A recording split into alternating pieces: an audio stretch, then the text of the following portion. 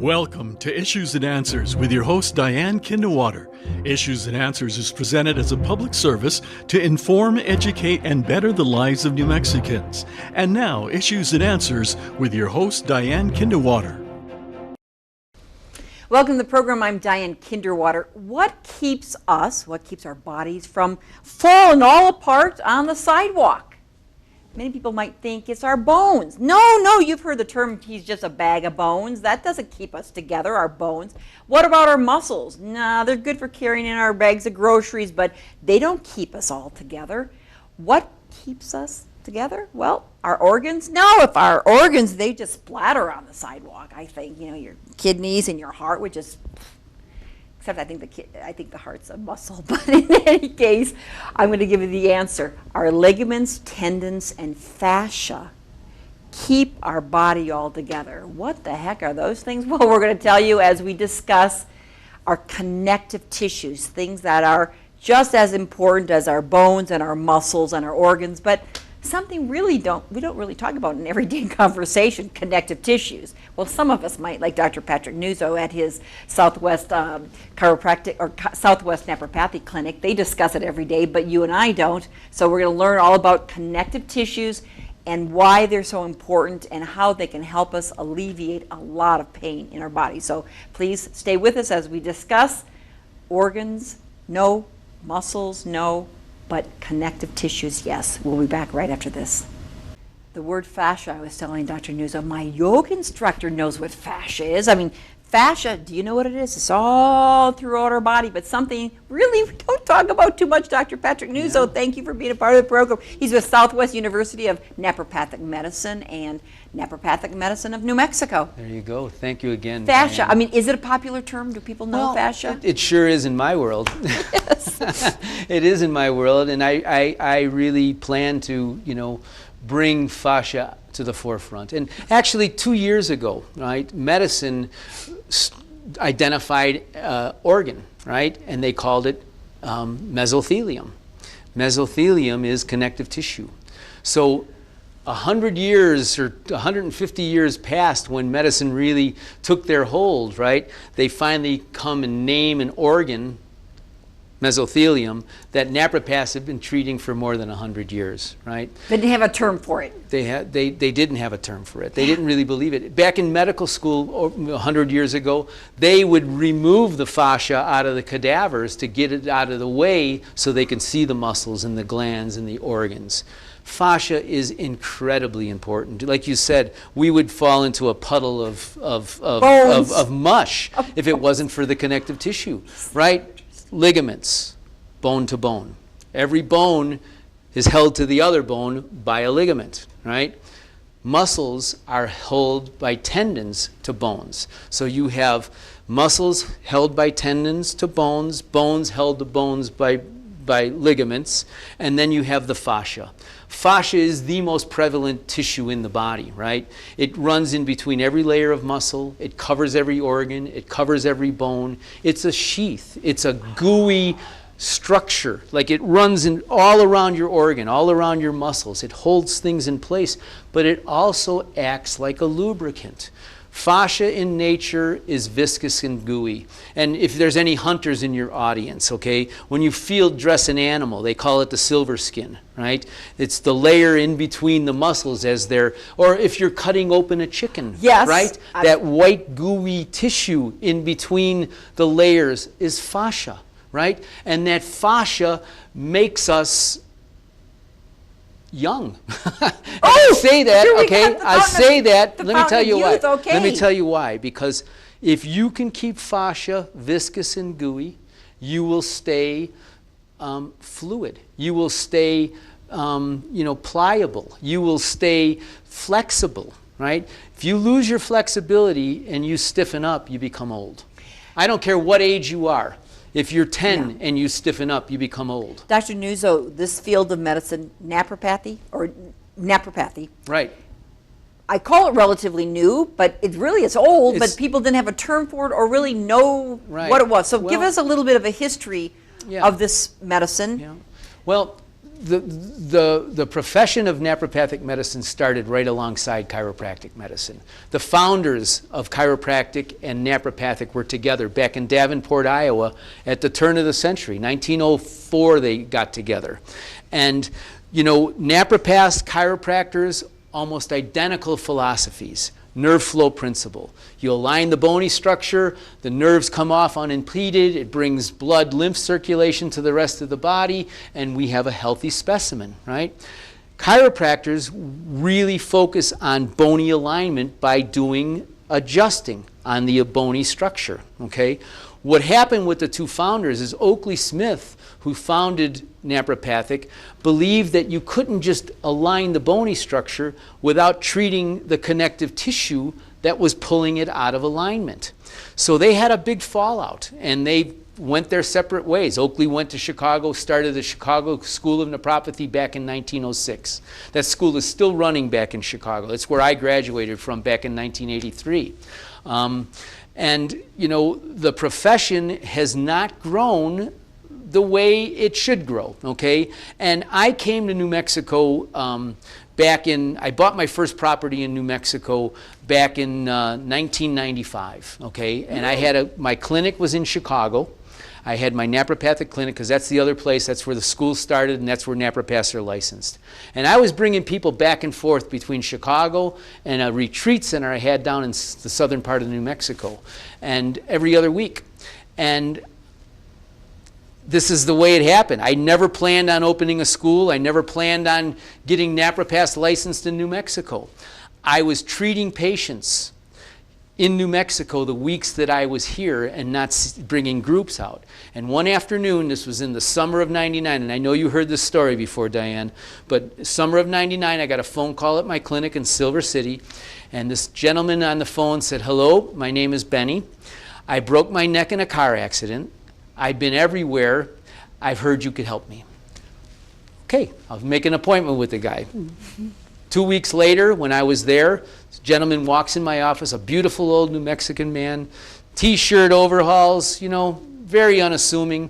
Started treating him, really stiff, taking medications because he's in so much pain, couldn't sleep.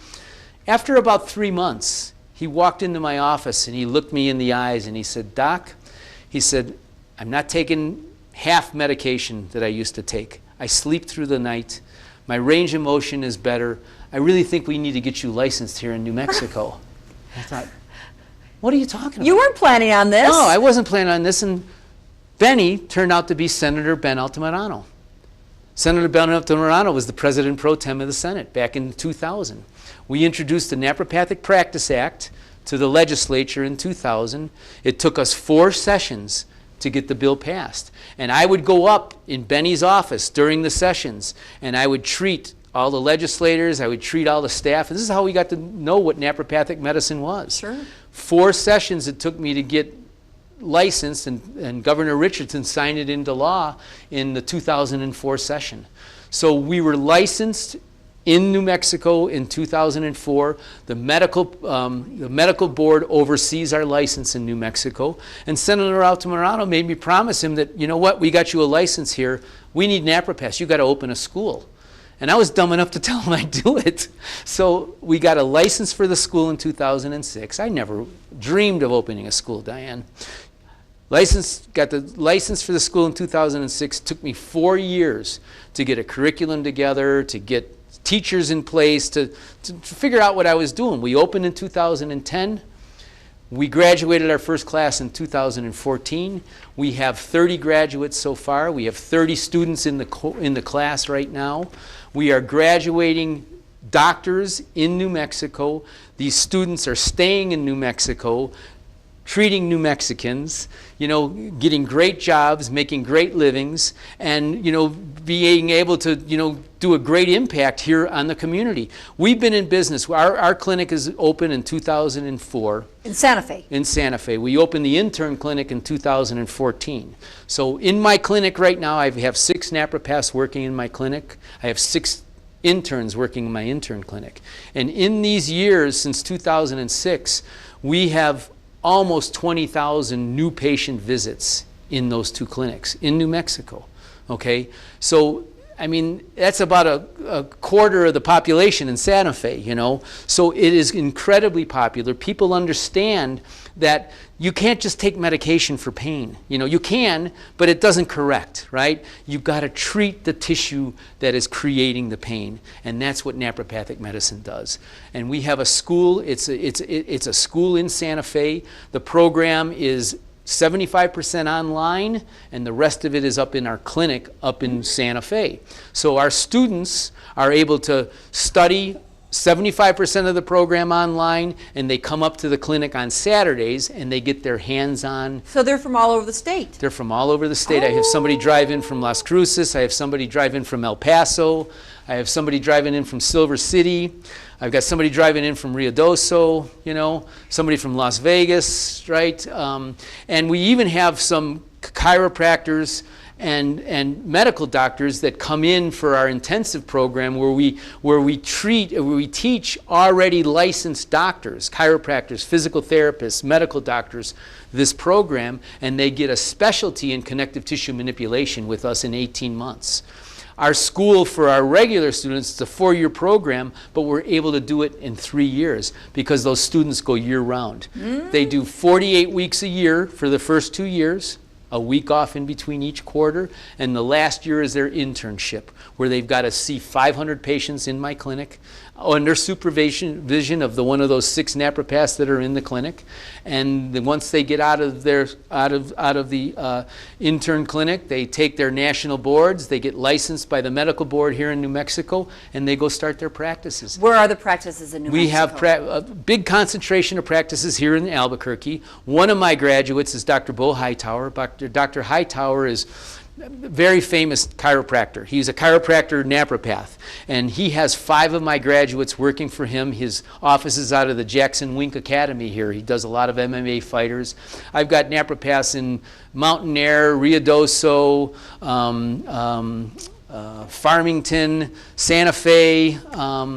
You know, they're all over the state, a lot in Albuquerque. And like I said, we've got 30 graduates. Every one of my graduates is working in the profession. They're making a living. They're paying off their student loans. They're helping New Mexicans. They're helping New Mexicans. Do they need a degree prior to coming? You need a bachelor's degree in order to get in. Bachelor of Science or Bachelor? A Bachelor of Science is preferable because we will need some prerequisites. You need some prerequisites in biology and chemistry.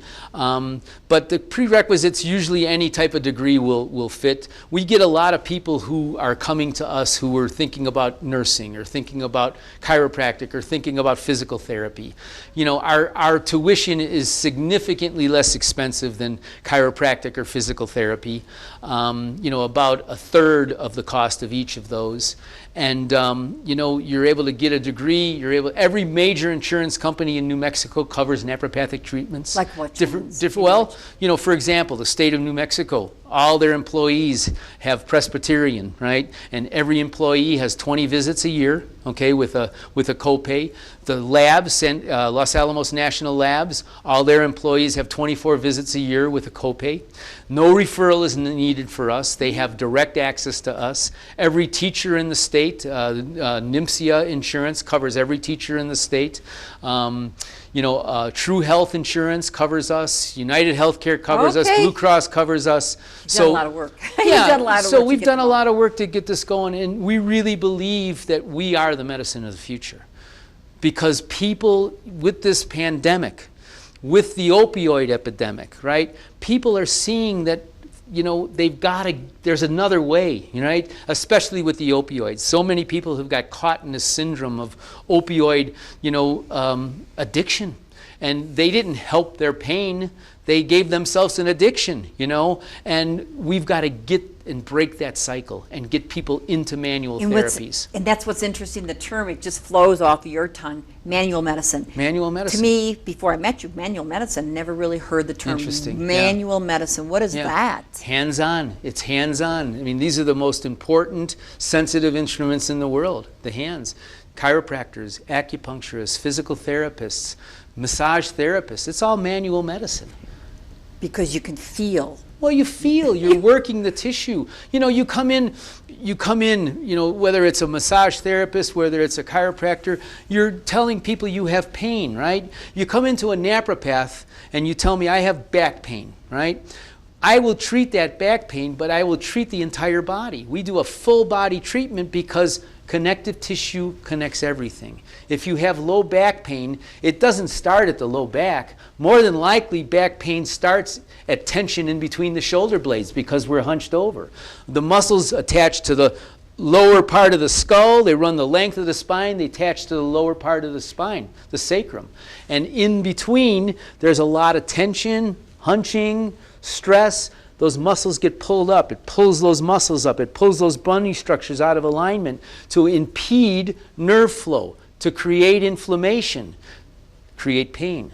So you just reverse that. You reverse the malalignments that are created from stress, from sitting positions, from sleeping positions, from repetitive motion. What about our sleeping positions, Dr. Nuzzo? We're sleeping 8 hours a day. A third of our day is possibly in bed. So that's a big deal. It is a big deal. Okay. And it's a very difficult task. The best way to sleep is on your back, okay?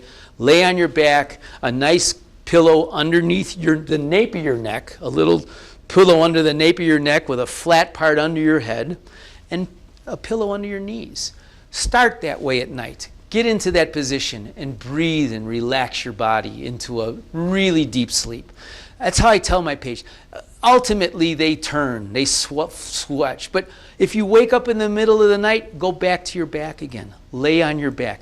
Don't sleep on your stomach with your hand out in front of you. You'll cut all the circulation. I have people, Doc, my shoulder, I can't feel my shoulder. Well, how do you sleep? Well, I sleep on my shoulder. Well, you got to get off your shoulder so you can get some circulation back in there and get some range of motion back in there. Because if you're sleeping on your stomach with that hand up, circulation is diminished, right?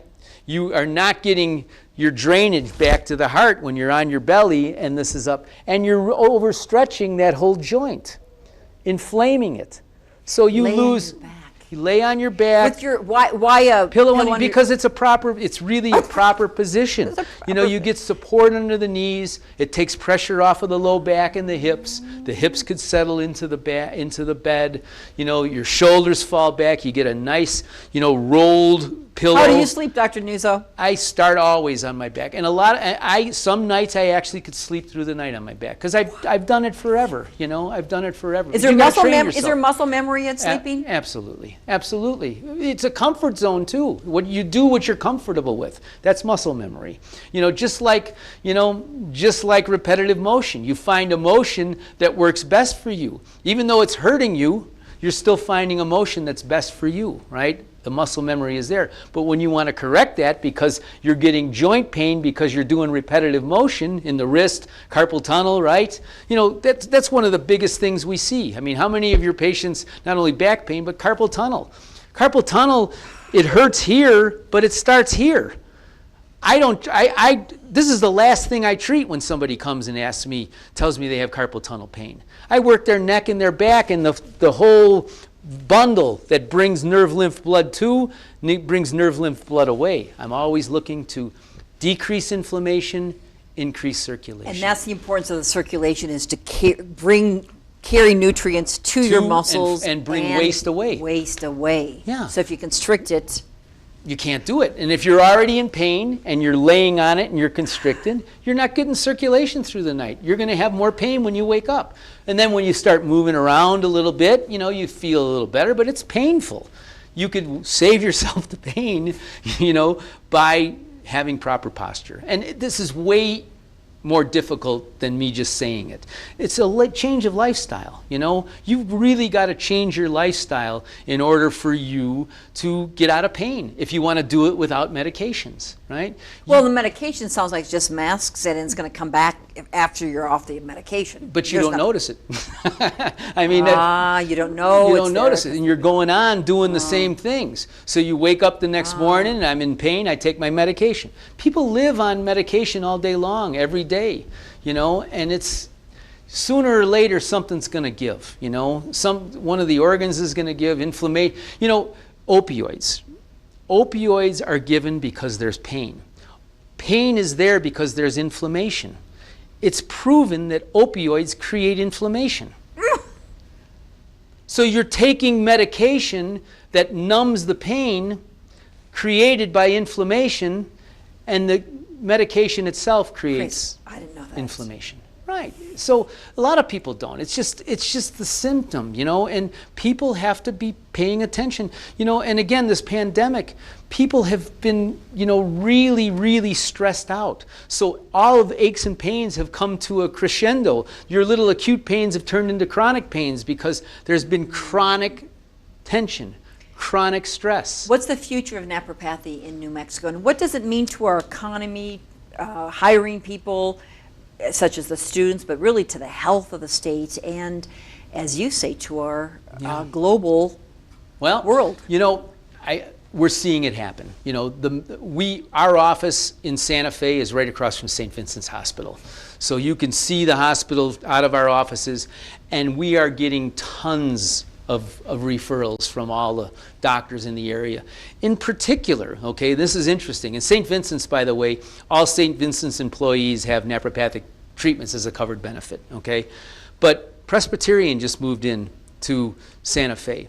And one of my interns who works in the clinic happens to be a nurse. And she is a nurse at Presbyterian, and she's been coming to the program. And she's studying to be a doctor. She's studying to be a naprapath, and she's in her internship right now. We get 10 to 15 referrals a week from that clinic.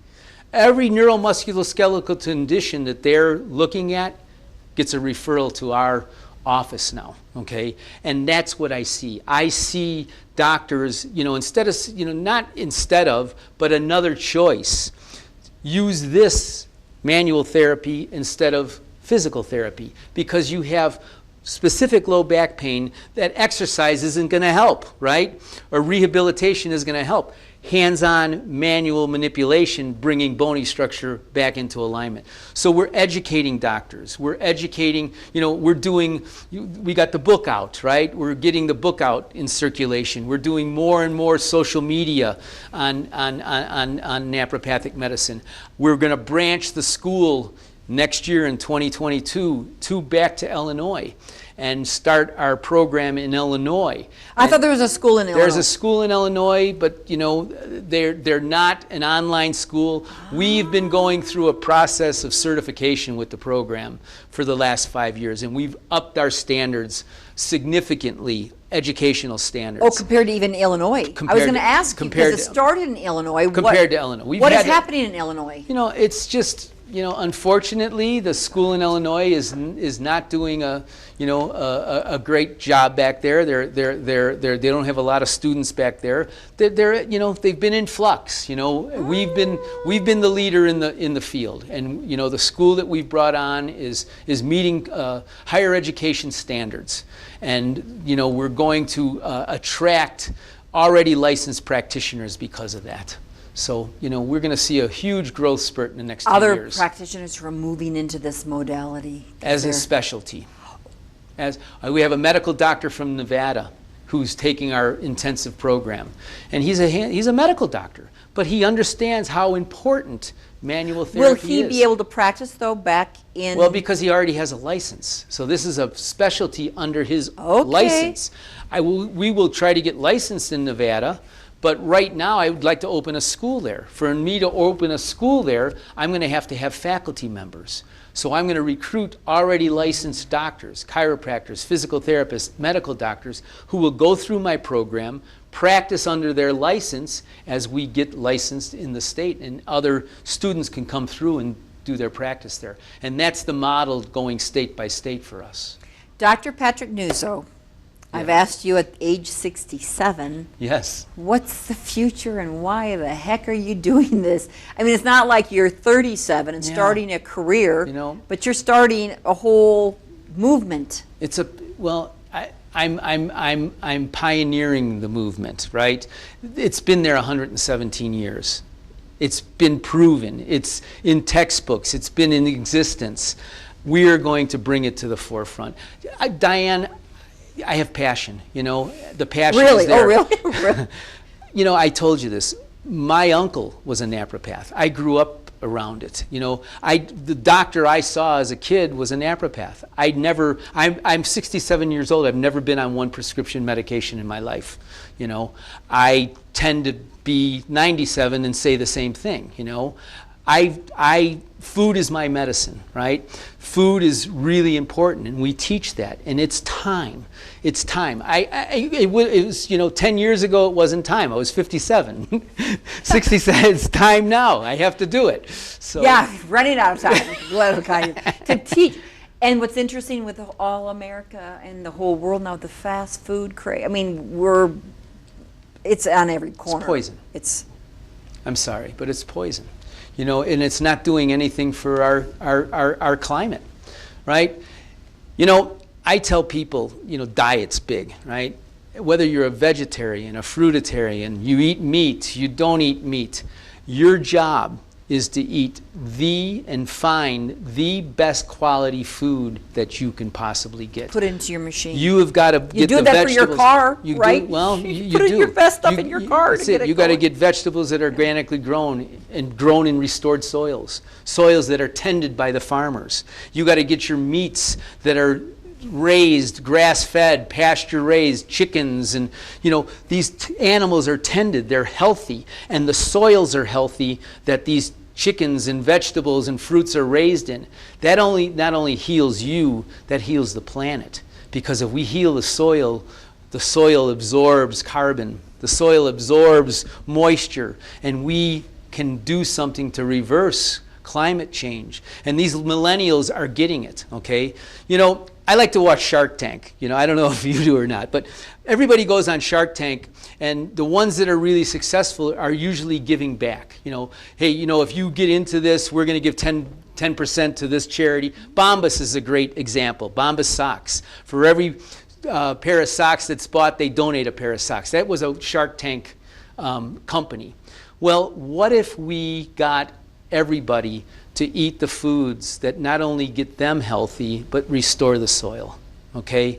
If we can do that, we can give back. We can reverse climate change. And I'm going to give a little plug here right now. There is a video out there called Kiss the Ground, okay? Woody Harrelson narrates this video, and it's on, I think it's on Netflix, okay? Kiss the Ground. It talks about soil regeneration. It talks about climate change. It talks about food and how important it is to eat the pure foods. Our topsoil is gone. I think the number is 60% of the topsoil is gone in the United States. And we are tilling the soil and pouring fertilizers in the soil and pouring pesticides in the soil. That's another passion. And you're eating that food that is pesticide and you're putting laden, right? And it's killing the soil. Okay, Dr. Nuzzo. Whoa, passion. There you go. Appreciate you. Thank you, Diane. Thank you. All you do for all of us, including me. Appreciate you. All right. Thank you for watching. We'll see you next time. Dr. Patrick Nuzzo.